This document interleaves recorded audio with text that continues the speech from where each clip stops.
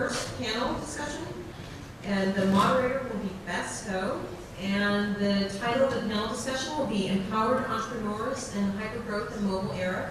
And I would love to introduce Bess, and of course we have a long list of things she does. And she also, we both teach at the same university over at UCSC Extension. She took over my class last minute within 2 weeks. Now mind you, she has not taught iOS in a year. Within 2 weeks, she got up to speed and was ready to teach a class of 25 students. And apparently a few of the students were from Apple, so talk about intimidation and pressure. But she pulled through and the students just loved her. And a few other things. Hold on a second, sorry. So Bess also serves as a partner at Archimedes Lab, the incubator program. And she's also a popular conference speaker, and as far as one of the representatives of women engineering organizations in Silicon Valley and the U.S., and she is very popular and well-known in the women engineering community. And she's also given talks everywhere. GSMA Mobile Asia Conference, Global Mobile Internet Conference, Women in Technology Summit, and Android Open in Silicon Valley, Costa Rica. And she's mentioned she's all over the news, all over the web. She's just incredible and a true inspiration for women engineers. So welcome, Bess.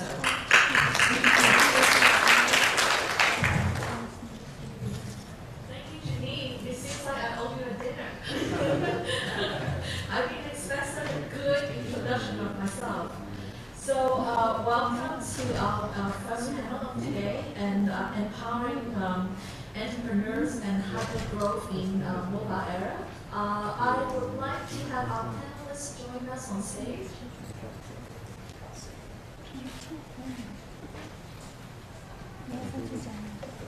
So I'm sharing our Twitter. So our hashtag is SBCW or SBC Wireless.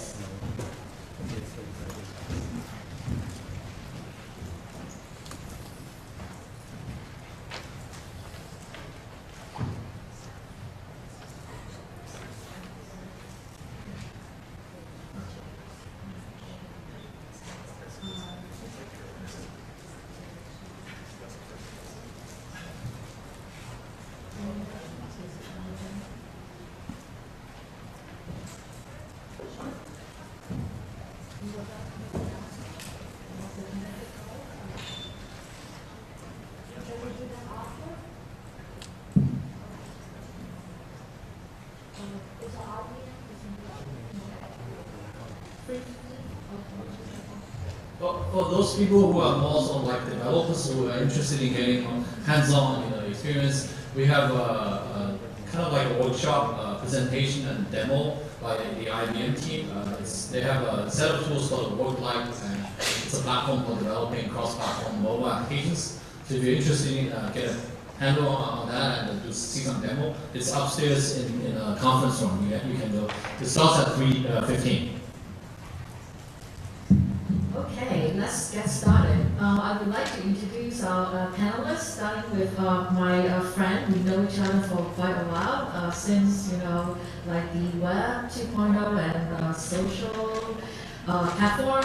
So Blake is the CEO and founder of MediaSpike. It's the first native monetization platform, and he pioneered the social gaming space with his creation of iconic super viral Facebook games like Vampire, Zombies, Woolworth, and Slayers that applies like 50 million users. Back then, people on social network really liked vampires. And then he was a senior engineer at Caso and development courses on Facebook. So welcome, Blake.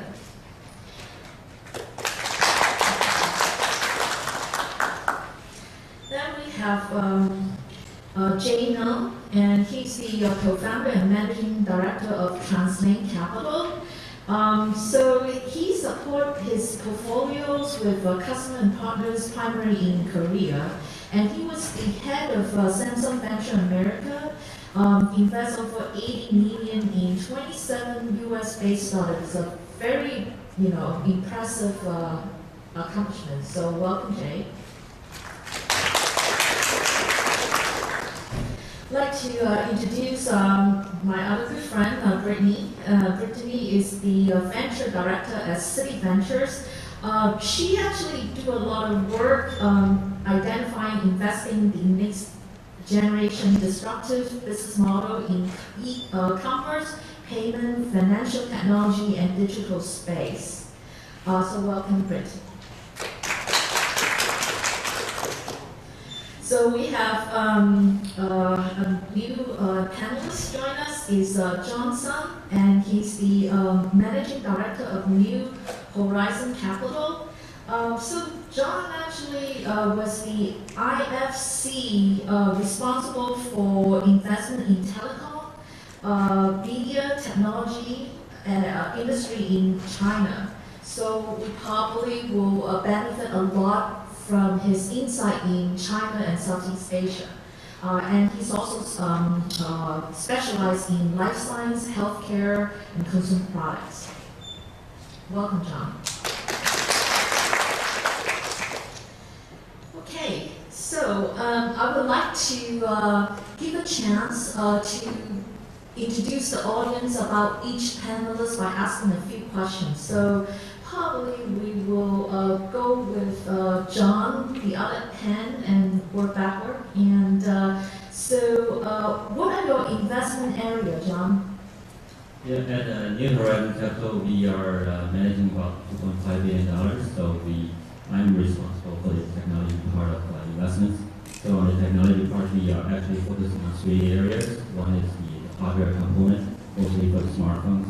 The second one is internet, mobile internet. And mostly in China, we'll be talking about mobile internet and internet. Instead of advertising, actually gaming is much more popular and more revenue generating and profitable. And the third area we are exploring right now is the big data. So anywhere from the hardware to software, and also to the application as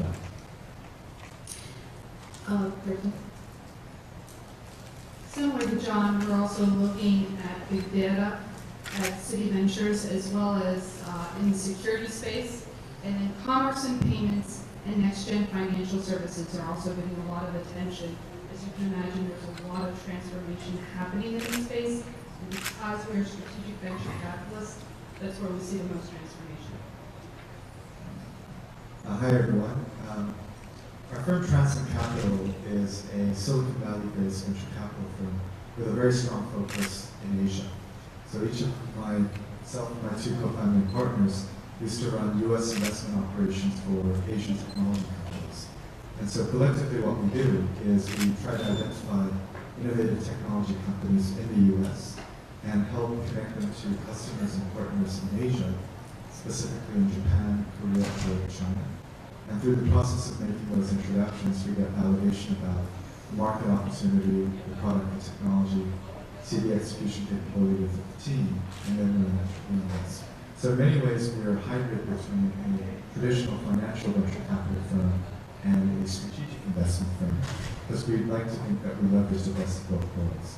In terms of investment focus, we focus completely on the IT sector, from components, devices, all the way to software services. And for me personally, I spent a lot of time in the mobile space, since I believe that that's one of the most interesting opportunities and fastest growing out there. Brett, do you mind to describe the company? Yeah. Absolutely. So I'm Blake. My current company is called MediaSpike, and as Bess mentioned earlier, we're a native monetization platform. Effectively, most companies at some stage in their life cycle develop some type of native monetization if they actually can survive that long. For us, what we want to do is change things so that people can actually implement their native monetization strategy much earlier in the company lifetime. And where we're starting as a first vertical is one we're very familiar with, which is gaming. So doing product placement in mobile and social games is currently our focus, but the broader vision is to actually transform the way consumer tech monetizes. Okay, great. Now let's go with John again. What is your average investment range? do you follow lead around a Series A or B? So realistically, we are actually doing much lighter size. Is our contract is about $1 billion, and we typically 25 companies. Can you speak up?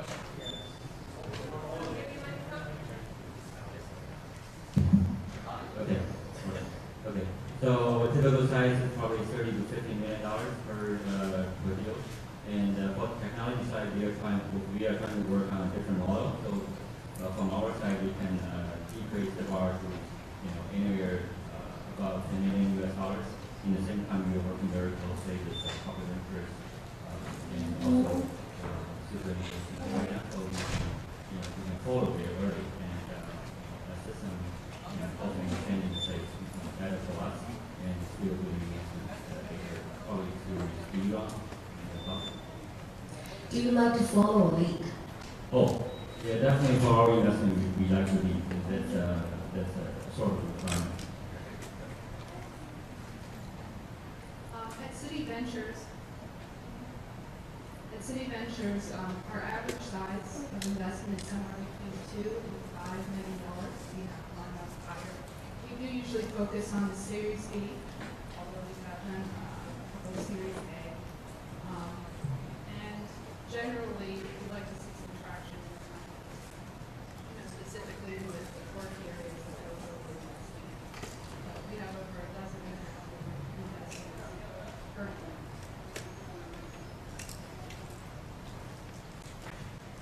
So our firm, in terms of the stage, we focus more on the development stage of the company, not necessarily the financing stage. What I mean by that is that we end up investing in companies that are ready to expand into Asia.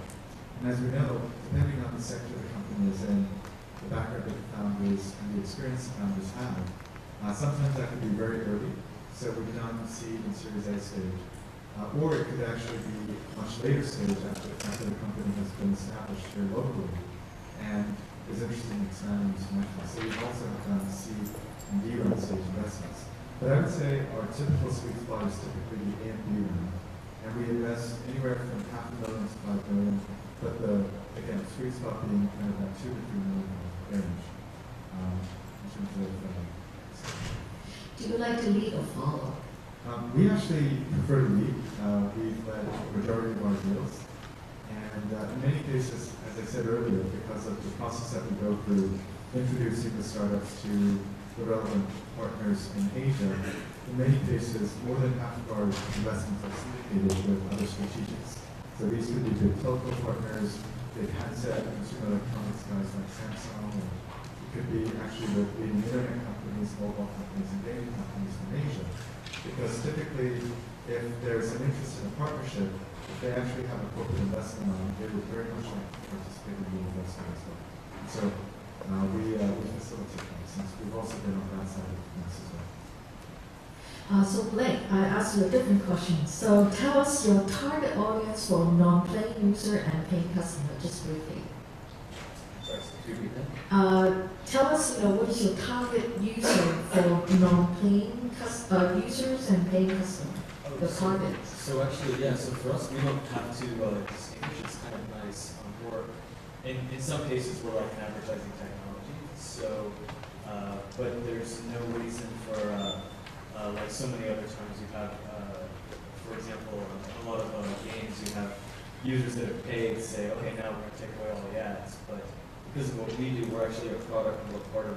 Think of us as in a very simple way, the opportunity to have branded virtual goods. So rather than simply allowing the users to buy, say, sneakers in a basketball game, you can actually allow them to have Nike Air Jordans. So we actually target all the users regardless of whether they pay or not, which is one of kind of the nice things for us because it breaks my heart that I see most people using advertising in games as a mechanism to basically say, hey, we'll make the game experience so miserable with ads that if you finally give us 99 cents, we'll take away all the ads. And that is just saddening to me, and that's not the type of thing we do. Okay, great. So one more question, and we do it quickly so that we can go into the main topic. So what is the region do you target your investment? How much do you target in US or China in terms of percentage or, number of startup or dollars? Starting with John.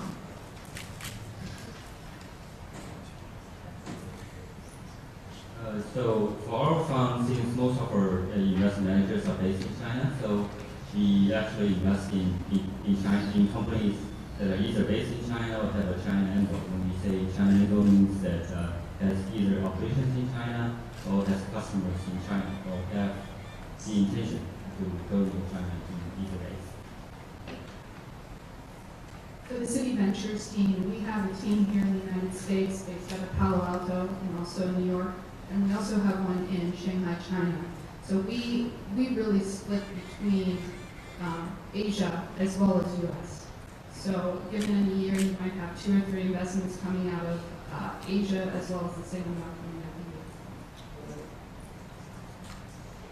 the US. So our firm, we have 3 managing directors based in Palo Alto that commute to Asia. Each of us covering a different region, Japan, Korea, and Greater China. But we also have venture partners based in Seoul, Tokyo, and Beijing as well. And so our investment focus, as I mentioned, is primarily to identify innovative US tech companies, connect them to their partners in Asia, and invest in them. So over 80% of our investments are US based. But because we go back and forth literally every other month to Asia, once in a while we'll come across some very interesting companies over there that we can help expand into other parts of Asia. So we've invested in a number of Chinese companies where their largest customers are in Korea and China and Japan. We've invested in Korean companies that have business in Japan and China as well. And so about 80% US and 20% Asia. But again, our focus really is on the cross-border element, because I think for domestic opportunities, John's firm and other firms are very well established. We consider ourselves specialists in terms of enabling these cross-border opportunities. Okay. So this panel is all about hypergrowth and innovation. So in order to achieve hypergrowth results with over hundreds of millions of users, startups will have to target a massive size in consumer space. We started from search engine in web. We use SEO and SEM to acquire buyer users from the web. Google has 500 million registered users this year. It takes a long time to acquire 1 million users on the web. In May 2007, Facebook released a platform for developing in F8. We see some startups are able to reach 100,000 users in a month, getting funded by Facebook Fund or VC investing in social startup. In 2010, Facebook is closing many viral channels, reduce the chances of hypergrowth of its platform. And in 2009, Apple released the SDK platform and App Store for developers. So we're seeing a lot of startups actually achieving, amazing results. So hypergrowth is like extremely rapid growth by definition. It's how fast do you double in a different period of time. So you double 7 times, you have, over, 1,000 times multiples. And, this is, the distribution platform. We, in the history, go back to the Web 2.0 era. We have Facebook app and iOS app store. So back then, the VC is using 100,000 users as the milestone before they decide to invest in the startup. And now, we move to mobile era, and we have iOS and Android. To achieve 1 million users is a matter of months, weeks, and even days. So, we also, looking at startup like Tango was able to achieve 1 million download in first month, 10 days. Instagram get 1 million Android download in 1 day. So now with all these amazing numbers, how does it change the way you're evaluating and investing in startup?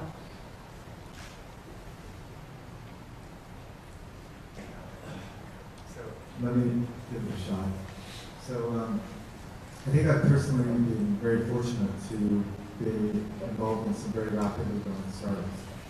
Caso is one of them. They are one of the fastest growing communication services out there. And I think all of us here in the room are familiar with various messaging services. Tango is part messaging, but the primary application is really video calling. And they grew from, in the first month of service, they even surprised themselves and exceeded their wildest dreams in terms of getting to 1 million downloads in well less than a month. And they, at this point in time, have exceeded 200 million downloads, and active users exceed a very high number as well. I think the key, when you think about these opportunities, how do you achieve this hypergrowth? Well, I would argue that while there are many solid products and services that have not been able to achieve more than 1 million downloads, it's very rare that you see actually a not good product exceed 1 million downloads. So what I mean by that is you need a good product to begin with. You need a good product or service. Because if you have a good product and service to begin with, and people see the value in that and they enjoy using it, and it's a good user experience, then the chances of that virally spreading is very high. The second aspect, I think, that makes mobile obviously an order of magnitude more interesting than even the web and any of the previous distribution platforms is that the new mobile era that we live in really does not have the traditional boundaries that a lot of us, if we were doing business back in the 90s and the early 2000s, have to deal with, where there was a concept, believe it or not, called the walled garden. And basically you would have to tackle operator by operator to be able to actually get any sort of exposure to your end customers. And now with the advent of the App Store and Google Play and other distribution mechanisms, the world is your oyster, because if you have a successful app, you immediately have global distribution. And I think that is really the key to driving these opportunities. Because whether it's Tango's case, or SoundCloud, or Peel, or any of the services that we've invested in that have really grown rapidly, it's typical that more than 50% of the user base is not in the US. A lot of that growth is in Asia, a lot of that growth is in other parts of the world. Just to add to what Jay mentioned, I think also there is different business models. If we take a look at something like Instagram, where people do remember using their Polaroids and their regular cameras, and then all of a sudden you have a platform, which is your mobile phone, that has one of the best cameras on it, it could rival the cyber shots out of Sony. You are mixing essentially the ability in a platform to use that technology and then distribute it, as he said, boundaryless, no matter what country you're living in, as well as just, it used to be just even from carrier to carrier was an issue. Now it's countries are no longer an issue. So I think with that, you're starting to see the explosive growth as well. And just can go from the China space. In China, there's a so-called PA, three large internet companies, Alibaba, Tencent, and Baidu. They're kind of dominating the internet and also the mobile internet right now. But still, there's many chances if you find that right Archimedes. There's three ways to take your own position. As most recently, she was 360. I still remember back in 2006 when we invested in a company called Kingsoft, which is basically doing business for network security and still competing very fiercely with a local competitor at the time of IPO at that time.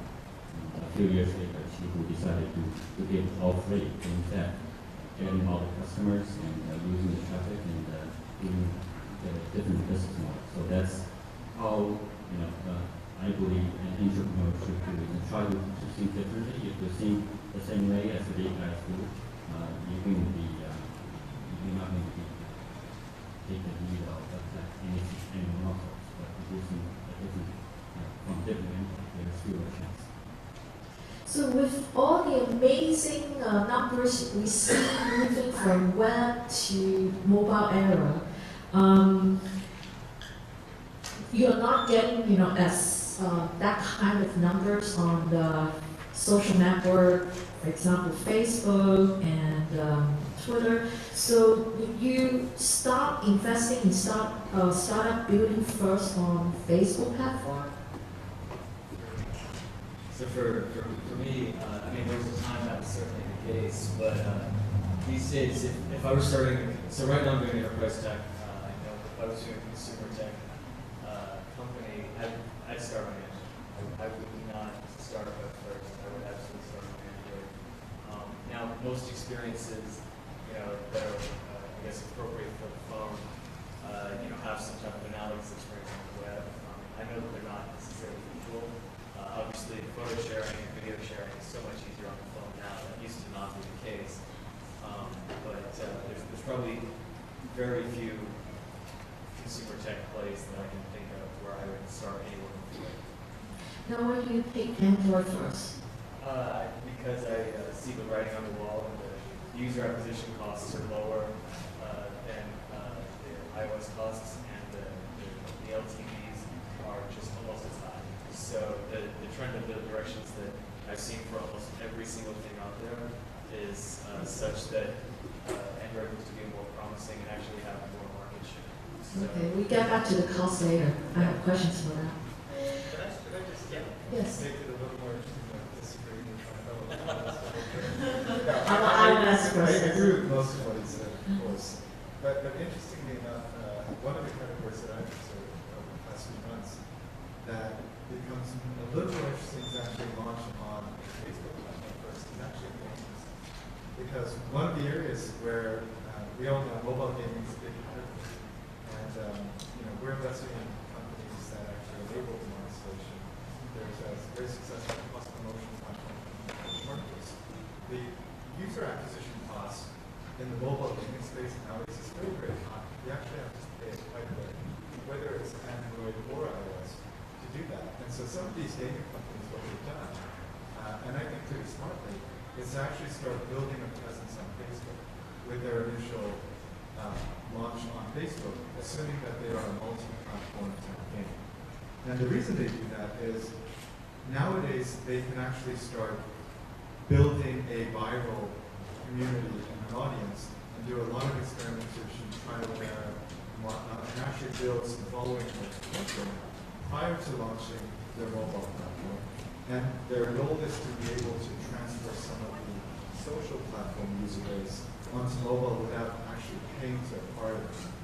So again, it's almost counterintuitive, but I've seen some strategies behind that have actually been quite successful because they've been able to actually build a brand and following, and when they actually get the mobile game launch, they actually get a pop because they already have following. Any comments from any else, John? The mobile gaming sector definitely is growing much faster than the PC-based games or the tablet games that we can see. From what we understand as we just invested in extensively mobile gaming company recently. It is still above 100% per year at this stage. And, so again, basically who the customer is the key. You're in China, I think in China about 2 months ago, we had a China Joy, which is annual gaming conference. I didn't go there because there were just too many people, but what I heard there were about 6,000 mobile game developers, and each trying to get a piece of that. So good luck. So I'd like to point out the slide, like linking Twitter, Facebook, on the web-based distribution platform. You can see that Twitter is catching up with Apple and Google, and Facebook is the largest. And if you also look at the company that also have mobile distribution platform, App Store, like Apple and Google, they are pretty close. Like these numbers I just checked last night, so it's very updated. And that will include, App Store registered users, and you can see, out of the 5 company, which one is not IPO yet?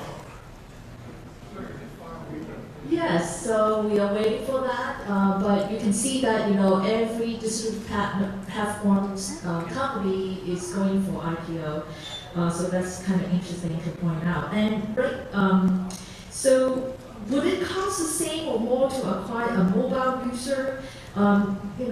Maybe can you give us some idea using the history of user acquisition costs from the web to Facebook, Twitter, from iOS to Android? Just, give us.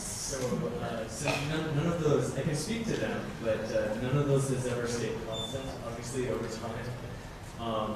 But there's some general trends in what you're talking about. So as a general rule, the way I think about user acquisition is not simply purchasing the user for the cost of here's a technique where I can purchase a user on Twitter for $1.33. The way I look at user acquisition costs is always a blended cost of my paid as well as how many users I can bring from a viral perspective. Now, the math is a lot harder, but it's absolutely worth doing because you should be looking at any given time for your product multiple channels, not just paid as a single channel, but multiple channels within paid, multiple channels within organic, and there's a blended cost that you come to, and I use that to compare it to, of course, another moving target, which is the lifetime value of the user, to try and say, all right, where's the opportunity? Now, as a general rule, I can tell you this. Organic user acquisition, that viral marketing is a fun buzzword to throw around. And it's fun when it's working, but it's an enormous amount of constant work because you're constantly having to evaluate and reassess not just new channels, but changes in channels. And what's going to happen for any given channel is as the channel evolves, these platforms, none of them are static, they're also moving.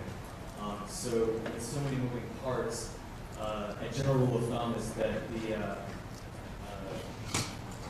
the user acquisition cost from a given channel is going to go up over time for that version of the channel. Now, as these versions of the channels do change, you can see either a dramatic opportunity open up, or unfortunately sometimes one go away. So a good example of that is Facebook's newsfeed. In the first 3 years of the platform, you had to re-architect your product no fewer than 10 times to make use of the newsfeed and knock them away. This is not just, hey, this allows me to get the best out of it. It's like, if I don't do this, it will break and I will get nothing from this channel, which is a bit insane. So as you look at these different channels, you can absolutely expect what's going to happen is your user acquisition costs are going to go up on every single channel, every single version of that channel over time. And the way you counter that is by adapting to new channel opportunities, new language, new messaging, new functionality within your product. And that's really the only way you can stay relevant and survive. Otherwise, no matter what you're doing, your user acquisition costs will eventually exceed the LTV and you'll be out of business. Absolutely. Yeah. So, I totally agree. No disagreements at all on that. I guess what I wanted to mention was what I'm seeing across some of my portfolio companies when they think about customer acquisition costs. We had talked about kind of all the viral marketing techniques and whatnot that we're out there today. Unfortunately, we've transitioned into an era that all these viral marketing aspects have now become defensive and offensive. And what I mean by that is because everybody else is doing it, you're basically doing everything that you can in terms of viral marketing techniques just to keep pace with everybody. So no longer does viral marketing help you stand out from your peer group because everybody else is doing it. So that's number one. Number two, because of that, if you think about customer acquisition, it's a two-step process. The first one is the landing. It's basically dragging the cow to the well. But the second more important thing is to actually have the cow drink the water. And so the conversion piece becomes actually much more relevant. And because of that, what the companies that are doing well in this market are focusing on, there used to be a time where in the rapid iteration mobile space, a lot of the developers would churn out different product tweaks and services and versions every week and whatnot to see what's done. Nowadays, they are really being careful on any sort of product release and launch because every single one of those launches now, in order for them to have a fair chance, costs a lot of money. Because the way that you get attention and see actually if your product or service is successful is you want to be able to put enough marketing budget behind it.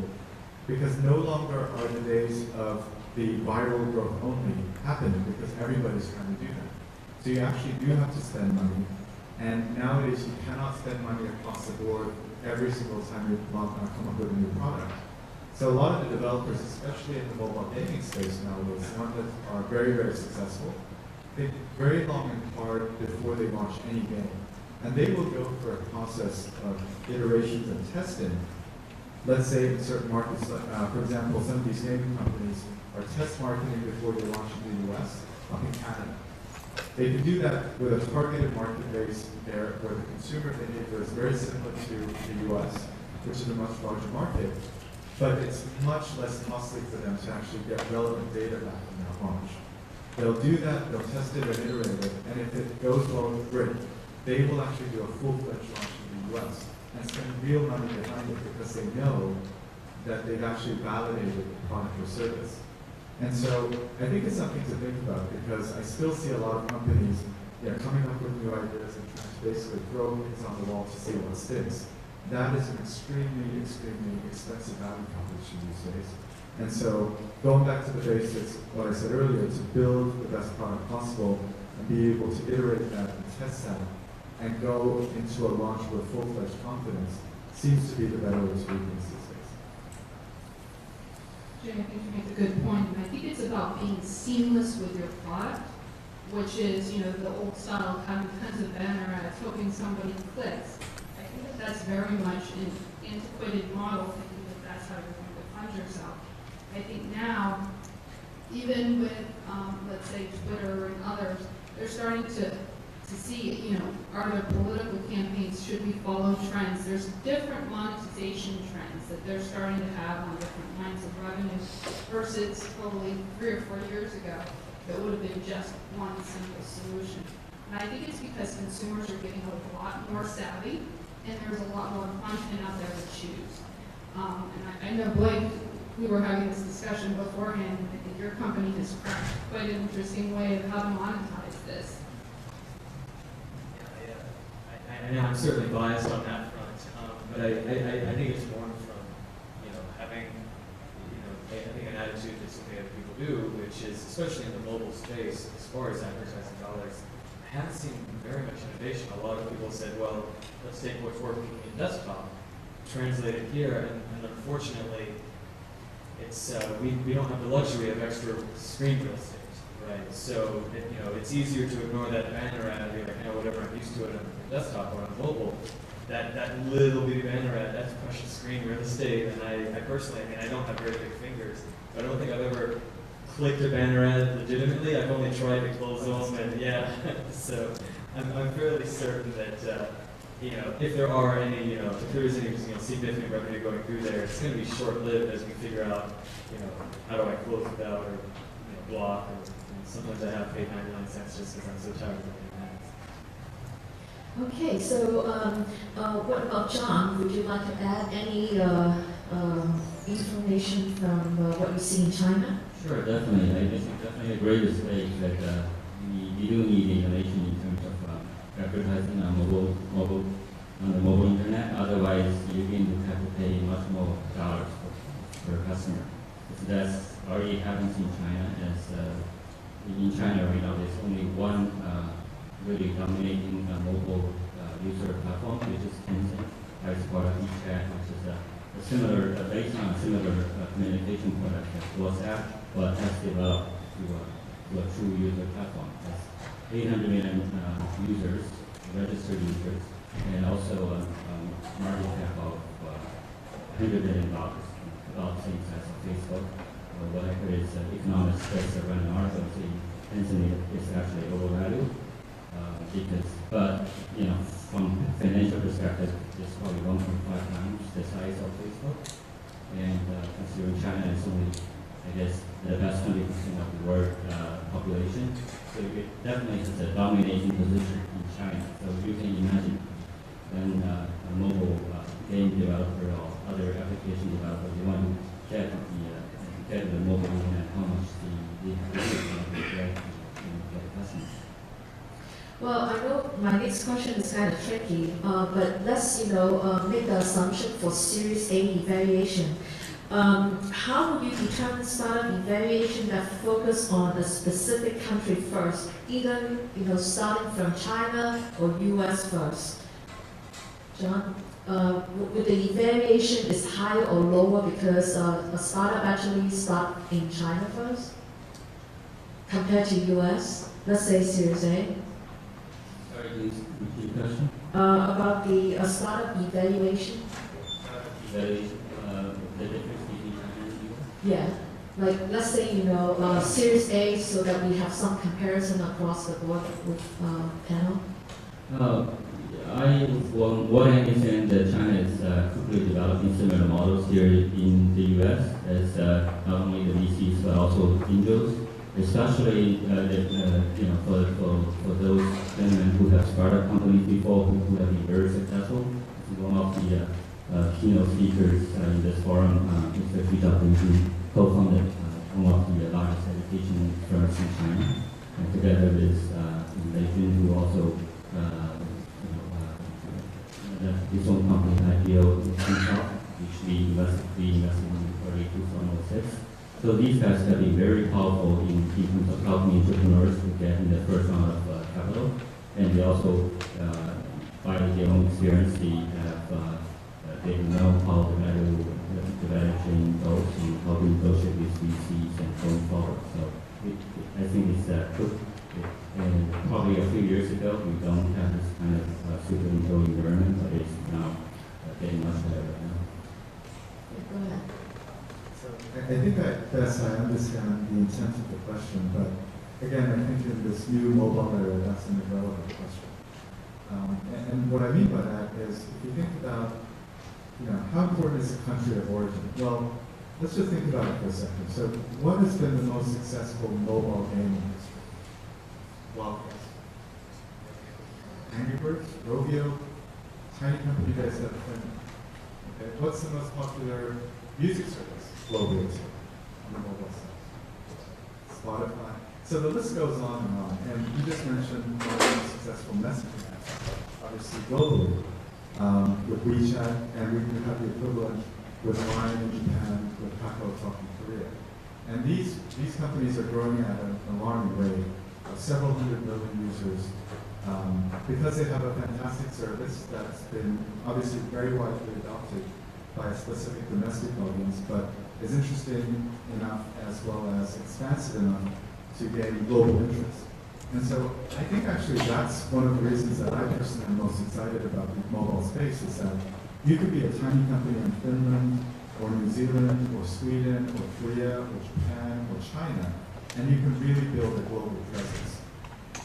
The boundaries and the barriers that used to exist are no longer. If you have a successful product or service, you really have a chance to get in front of the global consumers.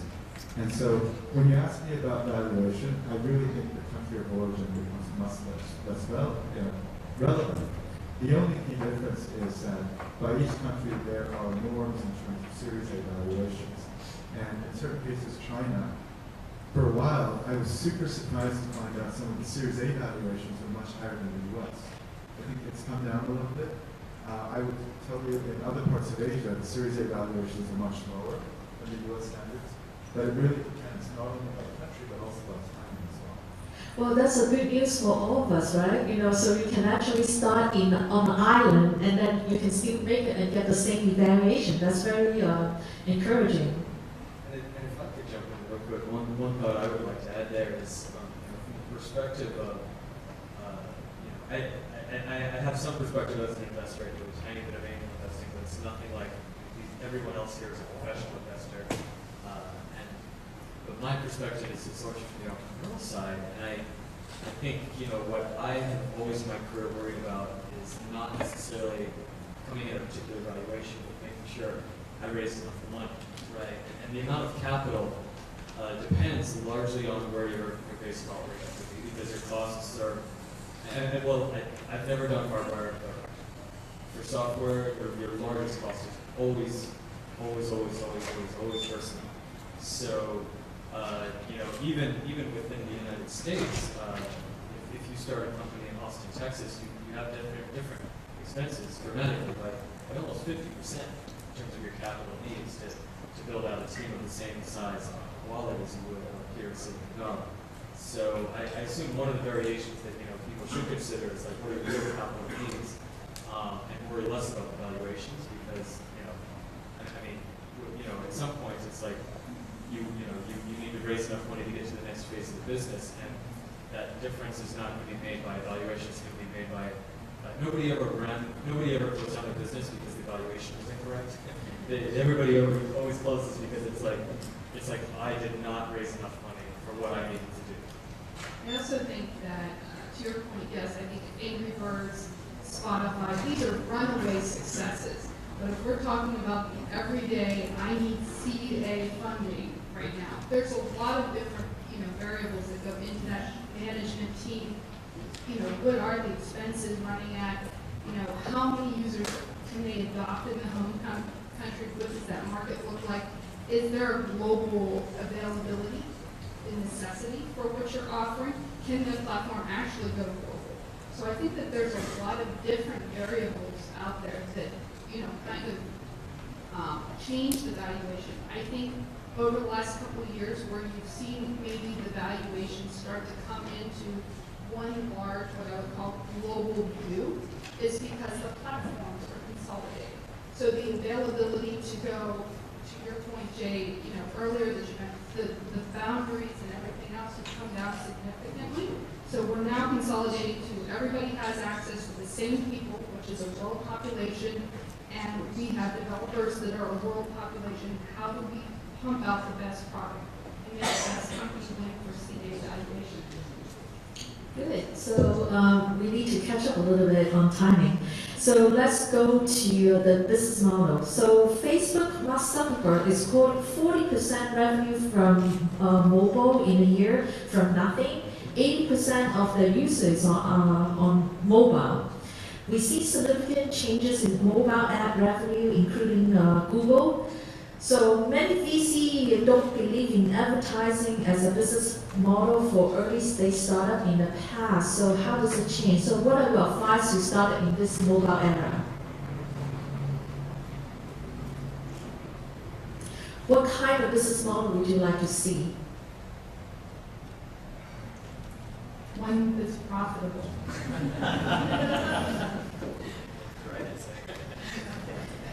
No, but to be serious, you're seeing a lot of people, and I'm sure everybody around the table here is talking about, oh, I have a freemium model or something like that, of how do we, it's the chicken and the egg, how do we get users? And then once we get users, how do we start to monetize? At what point do we shift it from, now that we've gotten 100 million, when do I figure out how to get the revenue flowing? Especially in the new mobile world, and people do have access to a lot of competing products. Blake's the expert here, so I'll let him speak last. Since, I won't have anything to say after he says. But the universe of mobile monetization is pretty straightforward. You either have a free user or a paid download user. And you monetize free users typically through advertising, in many cases because they will typically not do any sort of in-app purchase. And if you have loyal users, you can actually create a longer lifetime value for the customer through in-app purchase. So if you go back to the previous slide of how some of these messaging platforms have generated a lot of revenue. By the way, these numbers surprisingly are outdated because Ryan, I just heard last week that they're over 300 million users, and they're generating over 100 million in revenue per quarter. And the majority of their revenue, guess what? It's in-app purchases for sending stickers and advertisements. But once you have several hundred million users, those $1, $1.99 sticker purchases, and in-app purchases start to add up pretty quickly. So I think as a startup, when you think about your business model, and I personally have gone back and forth on this as well, there used to be a time where you tried to differentiate yourselves from everybody else by having a premium download, meaning you wanted to charge 99 cents or $1.99 or $4.99 because you felt that your service in terms of quality and value to the user was substantially higher than anything free. Well, even those guys that have those premium apps, and specifically like Angry Birds, well, they've also launched free versions. Because at the end of the day, there will only be a portion of the population that will be willing to pay anything. So for the remaining 90% of the population that wants to use your service for free, well, you have to extract some value out of that, and that's where advertising comes in. I think the most successful monetization models on the mobile side, as I said earlier, with the example of these app purchase model and with these messaging companies, is the in-app purchase model. If you can actually retain a user to use your service sustainably, and if you can actually provide the right offer at the right time with the right value proposition, it basically means that you have a customer that's circling your store on a regular basis, and it really is the onus on you to offer the right product and service to attract them, to convert them into a paying user. And once typically they have converted, then the chances of a continuous conversion become very, very, very high. So that in-app purchase conversion is where I believe a lot of the companies are spending time on. Jay, I think you lead to a very good question. So WhatsApp, Line, WeChat messaging apps started changing the form factor. A single utility app become a platform for playing games, virtual currency, and mobile payment. So what do you think will happen in 1 or 2 years? All of you. What's next? So I think that there's certainly going to be more and more people that open up platforms. We've seen that successfully working for companies like Facebook, Google, and Apple. But it's not always a great approach to take. LinkedIn and Twitter are phenomenal products, but their platforms, I can't name a single breakthrough application on either one of them. I think LinkedIn has some type of like books I've read that my friends recommend, but those platforms have been largely failures. And I think that we're going to see many other companies that achieve a certain amount of users, and actually any one of these companies could open a platform immediately for gaming and anything else. And really, it's I think there's a specific attitude that has to be embraced to do a platform. Not only does it have to be the right product, but you also have to have the willingness to guide an ecosystem delicately, because you can do you can be too heavy-handed, and that's been LinkedIn, which is hey, we're not going to let just anyone do it, and we're going to quickly only whitelist a few applications, and really no opportunity existed there, and so no platform flourished. Facebook allowed the platform to flourish and allowed opportunity to exist.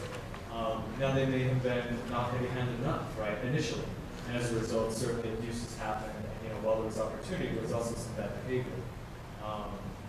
And so I think that Facebook is trying to find that middle ground and establish what's a healthy ecosystem. Because I can tell you from experience that a platform and the ability to get users for cheaper and that sort of thing is always creates an enormous amount of opportunity for not just growing a business, but also making money. And if you can make money, you're going to attract a lot of jerks fast, and they are not going to behave. That's just, it never happens. You cannot fill a room full of jerks and say, hey, everybody be nice and behave when the party's over. Someone's going to keep tempting and they'll grab just a little bit bigger piece of cake because they can and not get in trouble. And that's just the way the world is. So opening a platform is not easy. And keeping it healthy and moving is very, very hard.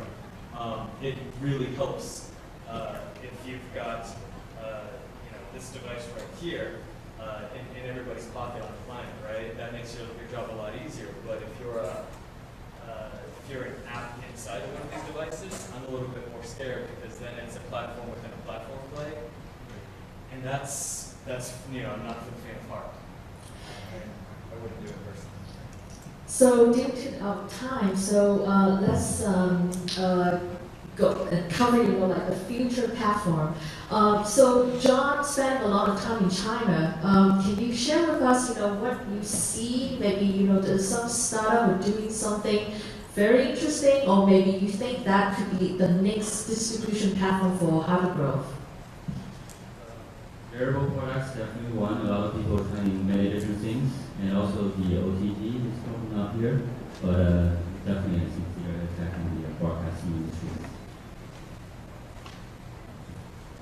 I personally am in love with wearables. So whether it's, I know glass, I know glass is a little bit, what's the word to put it? It may seem a little bit obnoxious. I think it's, it's version 1 in many, many ways. But give it a few iterations, and I think it's going to be very transformative. Whether that, I don't know if it's here on my eyes. I don't think it's on my watch, to be honest. I don't think that's the next platform that takes off. I think something you have to make something easier than my cell phone if you want to take away my cell phone. And I think that's maybe it's less. Maybe it doesn't get there until it's contact lenses. I don't know. So I've spent a fair amount of time in this category since I was at Samsung. But to me, a lot of these labels are misnomers because the phone itself, in my belief, is really a smartphone. That's where the brains are. Everything else is a connected watch. It's a connected phone. It's connected glasses. Connected plug. And the reason is it just doesn't make sense to have redundancy in terms of where the control platform is. And because I think user behavior is so difficult to change, and we are so used to going to our first device, which is our smartphone, even the watches, even the homes, even the car nowadays, are all going to be interoperable to be able to push the content and apps that you have on your smartphone to be able to use that in that user environment. And so, in my view, the smartphone will continue to evolve and whatnot, and it may not even have the same form factor as we're used to today. It may be evolving into the Star Trek communicator or something very futuristic, but at the end of the day, the core brain or the smarts is going to be, I believe, on a single device, and everything else is going to be connected to that single device. Now, John and Brittany, do you see any trends or something emerging on virtual currency like Bitcoin? Is it big in China? I personally don't know, but I know a couple of China VCs have invested in Bitcoin type of companies already. So, sorry, I don't further.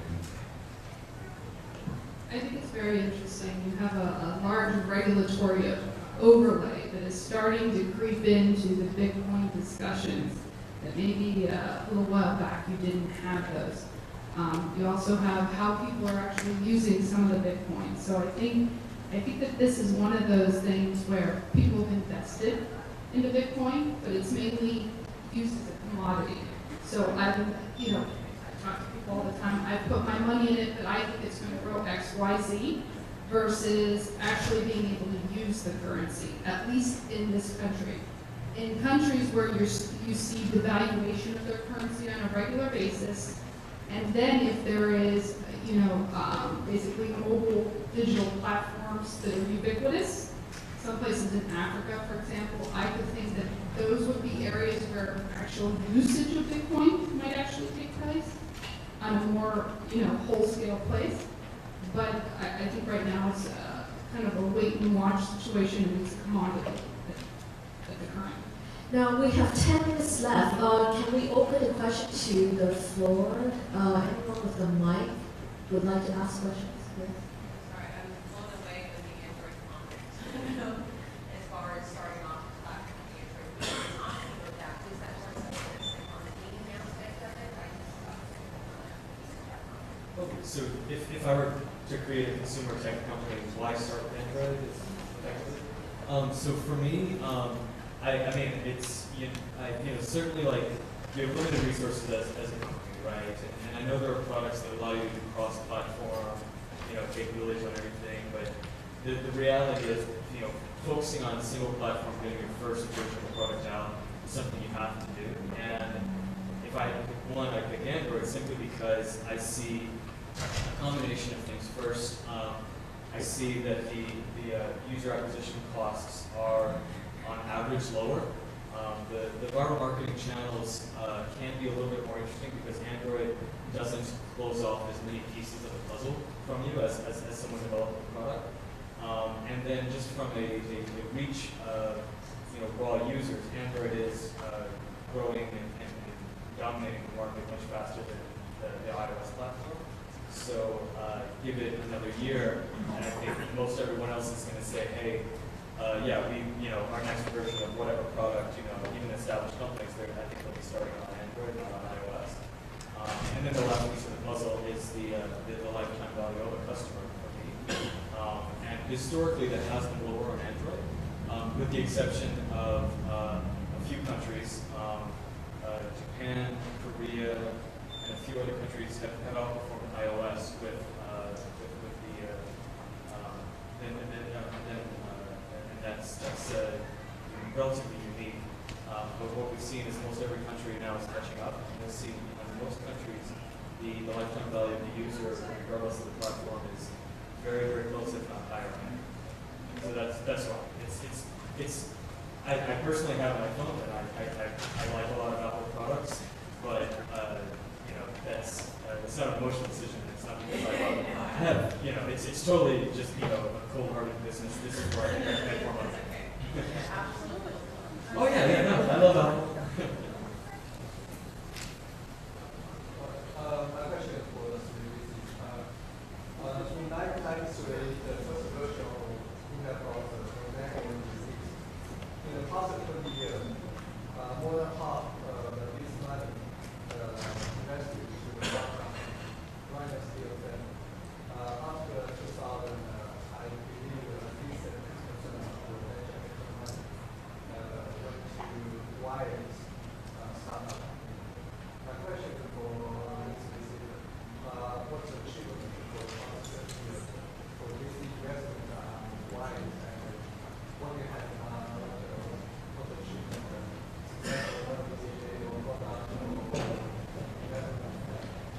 actually for the average, the whole US business for the past 30 years was negative.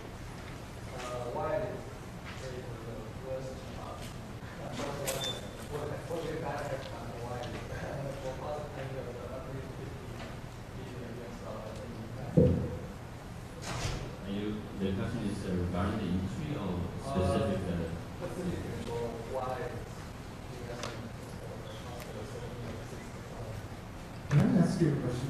What is the intent of the question?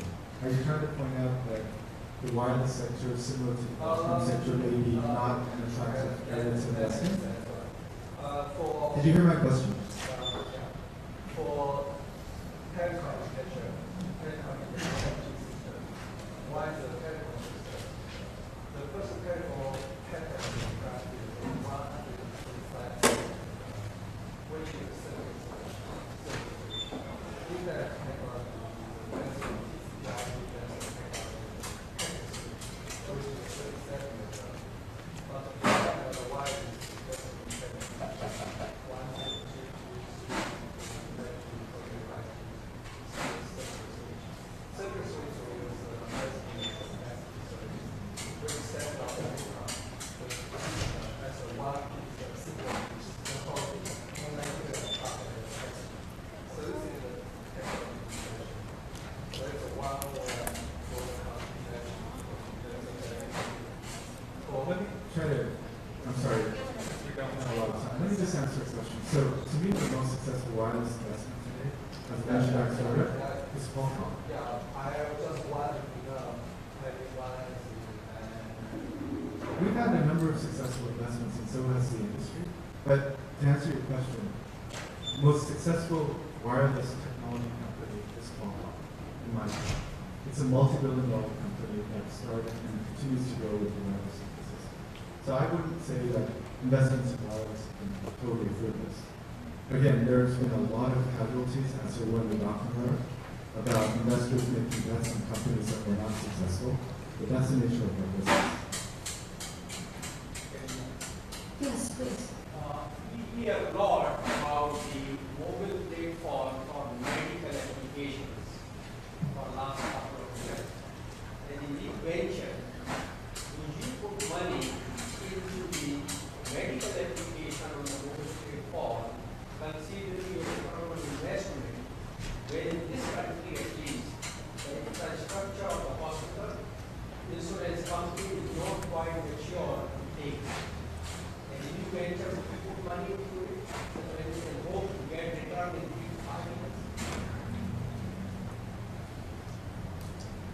In our case, the other focus of our investment strategy is on the healthcare sector. So we notice there are many consumer type of products that can be used both for personal leisure and also for healthcare related. So that's definitely a plus, and especially when you sell products to hospitals, it's give you a stable revenue stream. So meaning that the risk is actually lower. So we really have to see those kind of combinations. Okay, so I was told that our time is up. So thank you very much, and thank you all of our panelists taking out the very good time to